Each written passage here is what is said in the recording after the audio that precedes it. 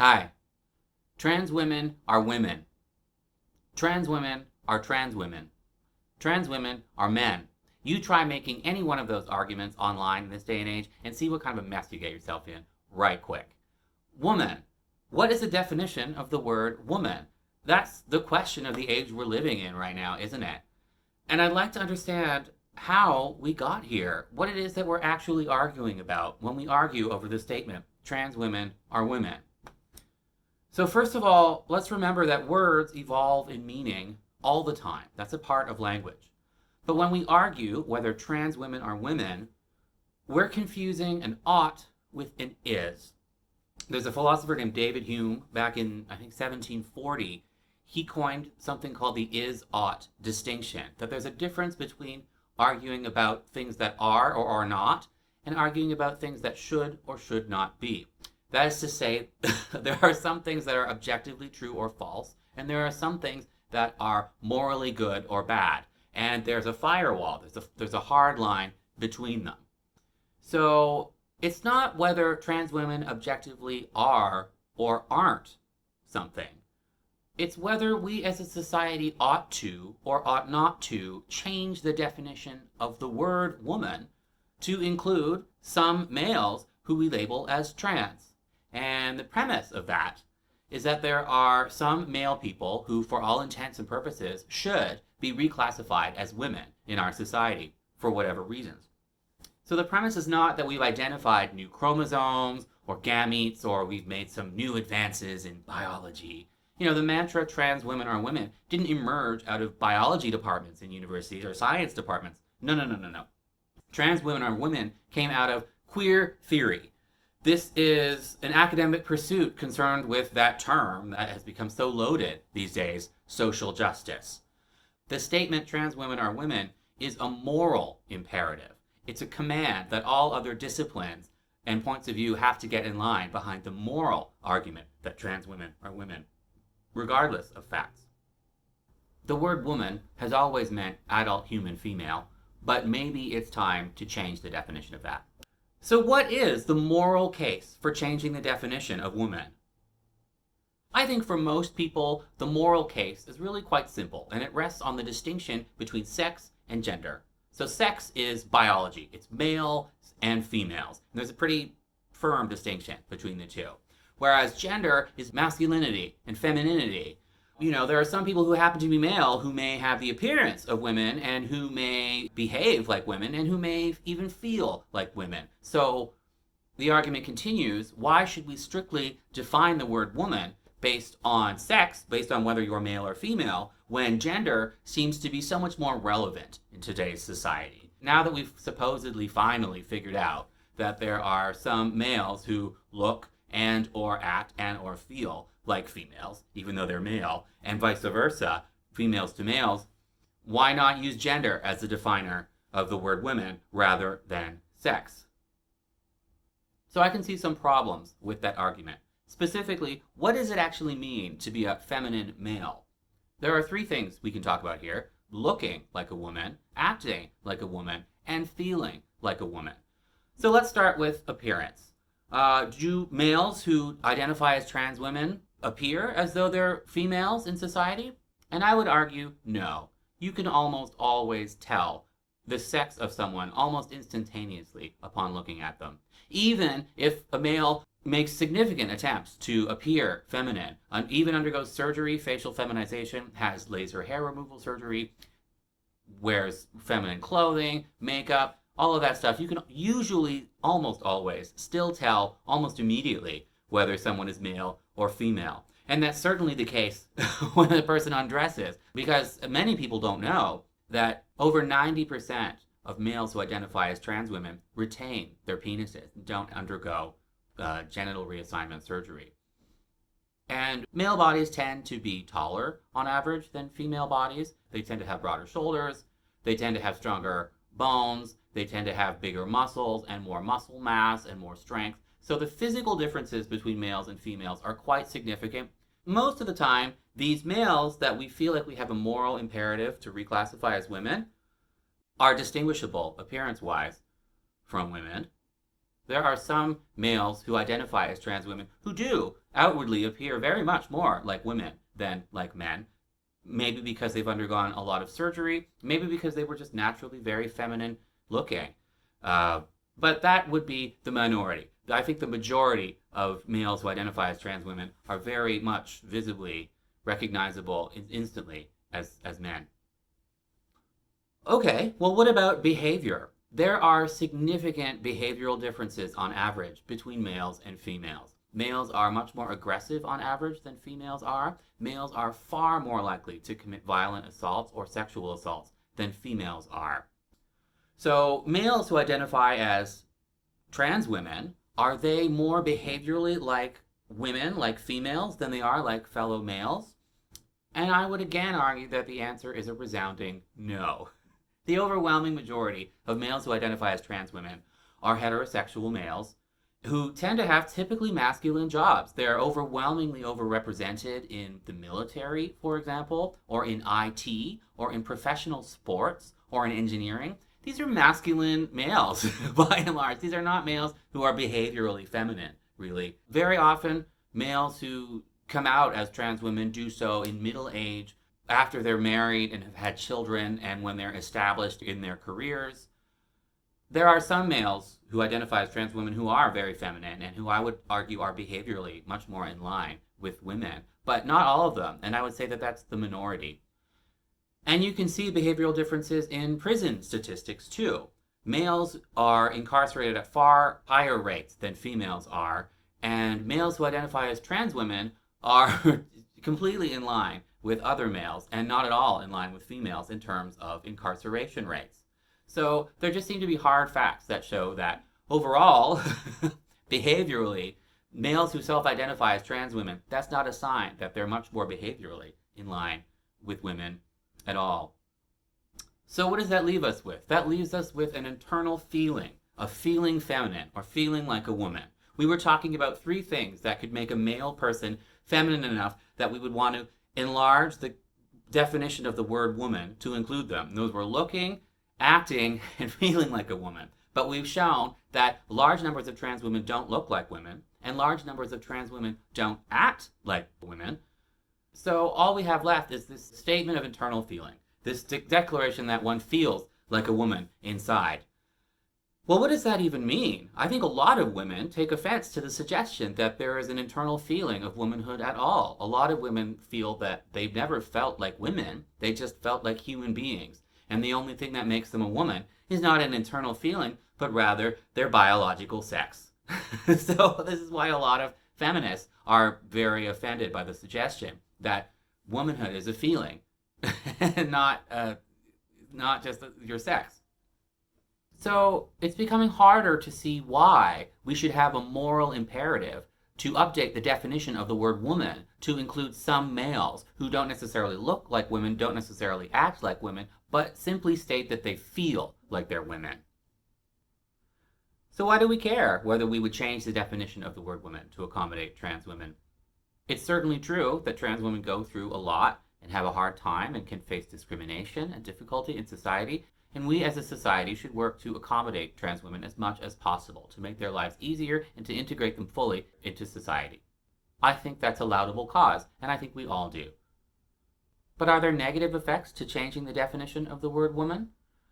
Remember, if most trans women don't appear as though they're women and don't have physical bodies of females, they have unambiguously masculine bodies, think of the effect that has on sports, for example. Almost all sports are segregated by sex. We have male and female separate competitions because male and female bodies are significantly different, and males have tremendous physical advantage over females in most elite athletic pursuits. So it's very important that we maintain a sex distinction in sports. When we change the definition of the word woman, does that begin to erode or cloud that distinction? Does that confuse the issue? I would argue it already has begun to. We're seeing lots of people trying to argue now that unambiguously male-bodied people who don't behave or look like females but have a feminine feeling inside, and only have a feminine feeling inside, should therefore be entitled not just to be defined as women, but also to count as females in women's sports. So that would seem to be a problem. It's also true that it's incredibly important that women have safe spaces, shelters, prisons, changing rooms. There need to be spaces exclusively for women on the basis of their sex to protect them from potential assault and to make sure that they could feel comfortable in society. And those spaces need to be maintained on the basis of sex. And again, by changing the definition of the word woman to accommodate males who don't look or act like women but declare that they have a feminine feeling, are we undermining the purpose of having sex segregated spaces and safe spaces for women? I would argue we are. And another important distinction between males and females is in sexuality. Heterosexual males are exclusively attracted to women. Now, does that include males who are unambiguously male in appearance and unambiguously male in behavior, but have a feminine feeling? Should heterosexual men include them in their dating pool? And the same goes for lesbians. Should lesbians have to accommodate males with intact penises and aggressive personalities in their lesbian dating pools simply because they have a feminine feeling? That's starting to be the case. If you look at lesbian dating apps, they're absolutely overwhelmed with unambiguous males who are very aggressive, who are declaring that they are not just women, but lesbians, and that since they are defined as women now, lesbians have no choice but to include them in their dating pool and to consider them as potential sex partners. And in fact, if any lesbian declares that she doesn't want to sleep with them, they get reported for transphobia. Of course, a lot of trans women are homosexual males. These are males who are naturally very effeminate, naturally very feminine, naturally get along very well with women more than men. So these are people who very often do meet all three criteria, that they look a lot like women, they act a lot like women, and they feel like women inside. But they're very much the minority. Most males who adopt the label trans women aren't like that at all, contrary to what you see in the media. So, where you choose to come down on the question of whether trans women are women or not really depends on how you balance the needs of these separate groups. How you balance the importance of validating male people who feel feminine feelings against the potential risks to women's sports, women's safe spaces of privacy and dignity, and to the definition of homosexuality and heterosexuality, whether we should all start accommodating people of different sexes based on their internal feelings. So if we're putting so much at risk in order to accommodate these trans women, these males who have this internal feeling of femininity, why don't we look into that internal feeling of femininity a little further? What does it mean to feel feminine inside? You know, there are males with fully intact beards who identify as trans women. Lots of males who are married with children. These are very often typically just typical males in every other respect. So what is it about them that causes them to have this feeling of femininity inside? This feeling that is so important that all of society has a moral imperative to completely update itself to accommodate it. We should look into that feeling a little further. Well, some of the time I think that feeling arises out of sex drive. Very often, heterosexual males find it extremely erotic to imagine themselves as women. That sensation of feeling feminine comes from being turned on by the thought of being a woman, or by imagining oneself as a woman while fantasizing about having sex with a woman. These are often males who are extremely turned on by the female form, by femininity in general, so much so that they want to possess it for themselves. And once you understand that, it gets a little easier to understand how so many typically masculine males suddenly in middle age declare themselves to be trans women and announce that they've always had this feminine essence inside of them. I think, and many professionals think as well, that this is their way of explaining that extremely erotic sensation within themselves, that they would like to possess these feminine characteristics that turn them on so much in the women around them in their lives. So does that mean they're actually women, though? Or does it mean that we should accommodate them as women within society? Or does it mean neither? That's a question for you to decide. No matter where you come down on the question of whether trans women are women, I hope you'll understand that there are many people who may disagree with you simply because they prioritize the needs differently than you do. They've looked at the needs of the different groups at stake in the question, and they've come to a different conclusion than you have. That doesn't make them evil people either way. I hope you understand that. And I hope there can be more dialogue between people who have different opinions about the question, because it's ultimately a question of balancing needs of different groups of people. So that, in a nutshell, is an explanation of the moral case for the argument that trans women are women as it's seen by most people. Now, there are also some people who have different arguments for why they believe trans women are women. There are some people who at least profess not to believe in biological sex. They don't believe there's such a thing as male and female, or they don't believe that male and female are fixed and binary. They might believe that it's a spectrum or that it's malleable.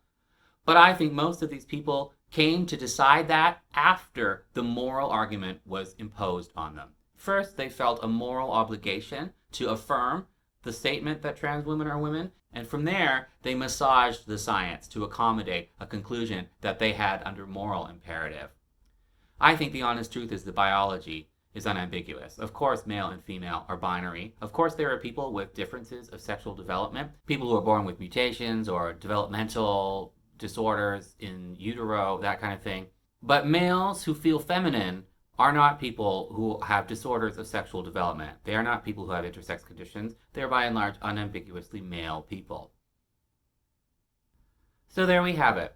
The word woman has always meant an adult human female, and we are in the midst of a great social debate about whether we should redefine the word around the sensation that people have inside themselves rather than around biological sex. And this could have severe effects across society. From human sexuality, particularly lesbians who are under tremendous pressure to accommodate males who have feminine feelings because of the redefinition of the word woman, particularly around women's sports because there are forces trying to admit unambiguously male-bodied people into female sports on the basis of their feminine feeling, and around women's and girls' safety. For 100 years now, we have had safe spaces for women on the basis of their sex apart from males. And now we as a society, whether we know it or not, are starting to decide that males who have a feminine feeling inside should be exempt from the sex distinction in all of those cases.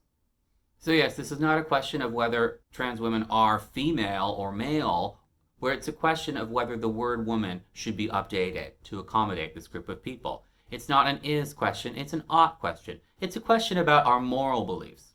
Most of us want to show that we care about males who feel feminine inside and may also behave very femininely and may also appear very feminine, although not necessarily. We want to show that these people matter in society and we want to accommodate them. So the question is whether the best way to do that is to change the definition of the word woman in order to do so, given just how dramatic a change that could have on all of society as a result. And given that there might be other ways to accommodate these people just as well in society without all the negative effects. But we're not really having much of a discussion about this at all, are we? There are concerted efforts to shut down any discussion around this question. And I think it's because when you actually sit down and look at it as a question of where we stand morally, where you stand morally, and where society stands morally, and the direction we should go, there's a lot of ambiguity. The question really is open for debate. So I hope this video can at least start people openly talking about where they stand and not being so hostile to people who disagree with them. There has to be dialogue in all directions about this question. And we have to understand that, yes, there are males who feel feminine, who are very, very sensitive about this question, and all of us, at least almost all of us, want to do our best to accommodate them, but that there are other stakeholders in this as well, and everybody gets a say. We can't all be forced to remain silent because of one group, males who feel feminine, at the expense of female athletes, lesbians, and women in need of safe spaces. There really needs to be more dialogue. I know there are so many people who just explode at the mere suggestion that there is any dialogue to be had. And I hope this video can at least put a crack in that facade so that you can start to at least have some discussion with people who maybe don't agree with you. Because we are all human, and we all want the best for every one of the stakeholders in this discussion. So let's be human, let's be civil, and let's start talking about this. Thanks.